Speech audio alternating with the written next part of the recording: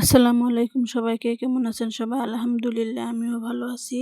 এটা হচ্ছে শুক্রবারের ভিডিও। শুক্রবারের সময় পাইনি দেখে দিতে পারি নাই। তাই শুক্রবারে মেহমান আসছিল দেখে আমি মুরগির মাংস, গরুর মাংস, সবজি অনেক কিছু রান্না করেছিলাম। ব্যস্ততার মধ্যে কোনো ভিডিও ছাড়তে পারিনি। তো এখানে হচ্ছে আমি গরুর মাংসটা ভালো করে ধুয়ে এখানে পেঁয়াজ দিয়ে দিলাম, ধনিয়া, জিরা, দারচিনি, এলাচ গুঁড়া করে রাখছিলাম বাসায়, সেটাও দিয়ে দিলাম। আদা রসুন বাটা, জিরা বাটা দিয়ে দিলাম। এখানে দিয়ে দিচ্ছি এখন হচ্ছে হলুদের গুঁড়া পরিমাণ মতোই দিয়ে দিলাম, বেশি আমি হলুদ খাইতে পারি না।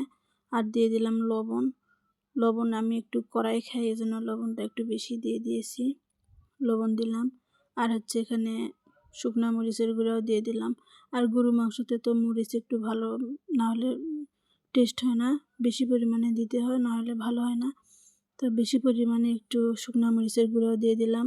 এখানে দিয়ে দিলাম সয়াবিন তেল, দারচিনি, এলাচ, তেজপাতা সব দিয়ে দিলাম। এখন হচ্ছে মাংসটা হাতে ভালো করে মাখায় নিব। আমি সবসময় মাংস রান্না করলে হাতে মাখিয়ে রান্না করি। গরু মাংসটা মনে হয় আমার কাছে হাতে মাখিয়ে রান্না করলে বেশি টেস্ট হয়, এজন্য সবসময় আমি হাতে মাখিয়ে রান্না করার চেষ্টা করি। তো এখানে পানিও দিয়ে দিলাম।